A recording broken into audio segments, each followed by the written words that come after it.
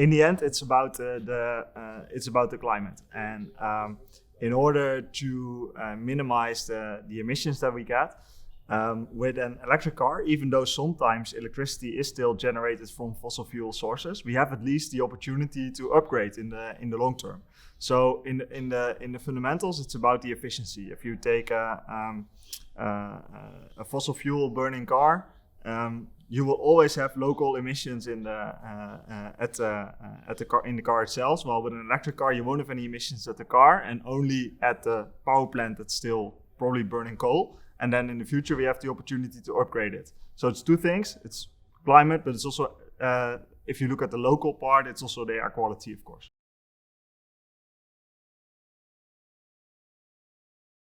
Our mission is to provide clean mobility for everyone. So we want to start with a product that's 100% clean from the start. And with any hybrid solution, you will still have the emissions of the internal combustion engine. So if we put that option next to our mission, it's not an option.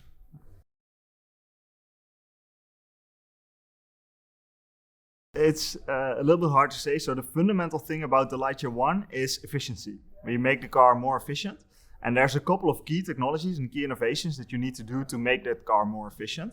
So the three I usually pick out is the solar panel and the electronics behind the solar panel, the in-wheel motors, and the aerodynamics of the car. But in the end, it's how they all work together to make an efficient car.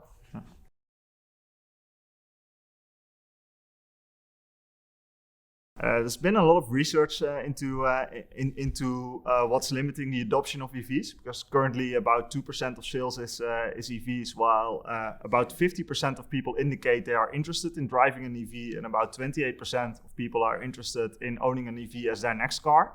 If you ask them why they're not buying one now, then we get the same arguments that we've been hearing for the past decades. And the three main ones are: first one, cost; second one, range. How far can I go on a single charge? And the third one is charging. So people are worried, how am I going to charge? Can I charge wherever I park? And so that's also the fundamental things we need to solve and focus on to get widespread adoption of EVs.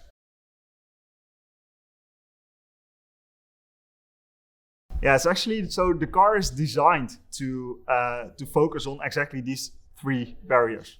So what you see is that most of the EV companies currently are focusing on one or maybe two of the problems. So they either make a cheap car by getting lots of the batteries out, and then to make it cheaper, but then they lose out on range. Or they put a lot of batteries in, so they get a lot of range, but then the car becomes more expensive and charging also becomes more difficult. You will charge slower because the efficiency of the car goes down. So what we try to do at Lightyear is find the one thing that makes all three of these better. So what makes both price better, charging better, and range better?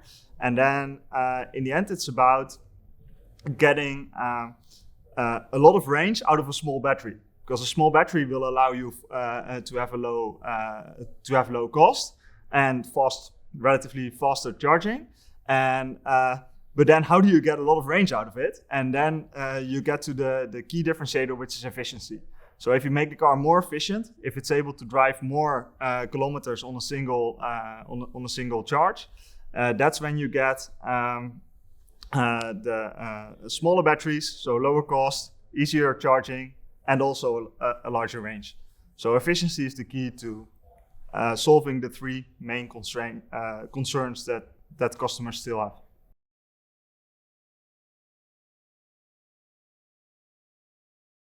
To achieve the extremely low energy consumption of the Lightyear One, you really have to look at the fundamentals of where the energy is going. So you start at the basics. What are the biggest factors contributing to the energy consumption? And in case of the Lightyear One, and probably in the case of most EVs, but of course it will change a little bit. If you build a truck, it's a little bit different than for a car. But for the Lightyear One, the biggest factors are aerodynamics first, then rolling resistance, and then the efficiency of the powertrain. So then you take these factors and you see, okay, how can I not just make them 10% better, but how can I halve them? And what do I have to do to achieve that? So the first one, aerodynamics. is mainly concerned with the exterior shape of the car. So you have to find out what's the limits on comfort. How do you how many space do you need for an efficient packaging of the person? How much space do we need for the solar cells? And then combine that with the aerodynamics knowledge and the design knowledge. So what the car will look like in the end. And we had a lot of focus on that optimization to get the exterior shape exactly to the point where it's very aerodynamic. There's a drag coefficient lower than 0.2, and still looking good and be able to fit a comfortable seating position, and also be able to fit the 5 square meters of solar cells. So that's the first one. Second one is rolling resistance, mainly influenced by the performance of the tires and the mass of the car. So you have to make the car lighter in everything you do, and you have to find the best tires in terms of rolling resistance that are still safe in the sense of how much grip they have, etc. And also actually the tires influence aerodynamics quite a bit, because the wider they are, the more frontal area the car will have. So it's aerodynamics again. And then the third one is the efficiency of the powertrain. So there also, you go one step deeper. Where do most of the losses go? So what we did in the Lightyear 1 is integrate 4 motors inside each wheel, which allows us to get rid of the drive shafts, the final drive, and a lot of other components that are usually causing additional mechanical losses in the drivetrain.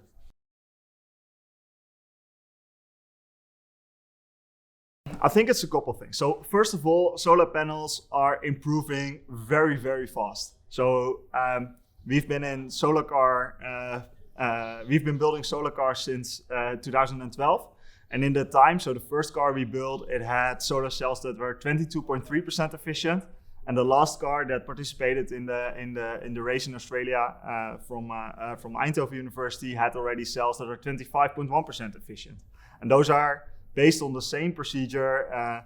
It's all monocrystalline silicon. It's not expensive space cells or something like that. So in just a span of about 6 to 7 years, the efficiency has increased by 3 percentage points. And so that's one thing. Second is cost of solar has gone down ridiculously. And the third one, it has also taken quite some time, because car makers used to evaluate whether technology is suitable for their car by taking an existing car and testing if the technology would fit that proposition. And then usually it wouldn't. So if you look at what the traditional car makers are currently building in terms of solar cars, you have, for example, the Hyundai Sonata. And they promise about 800 miles a year of range from the solar panel. While with the Lightyear 1, we go 10x compared to that number under the same conditions. And that's because the Lightyear 1 was designed fundamentally as a solar car instead of as an electric car with a small solar panel on top of it. And that means, that factor 10 is basically built up out of about 2 to 3 times the area, higher efficient, half the energy consumption. And then if you combine all of that, you get to this factor 10. Yes, but you have to look at it in combination still with storage. And so the way we look at it is how much energy does your car consume over an entire year, and how much energy do you generate using a solar panel over an entire year. We will be able to match those two. We are already with the Lightyear 1 for most climates and conditions, so both for the Netherlands but also for California, that number is at about 70% today. The amount of miles that you drive annually versus the amount of miles that you get from the sun. We will be able to get that to 100% in the coming years. I don't think we'll be able to get to the point where no matter how you drive the car, if you go on very long trips every day, that you can get all of that from solar. And also you might still need to, so even if you get to the total same amount of energy consumption and yield over a year, you might still need to charge in the winter and deliver some energy back to the grid in the summer.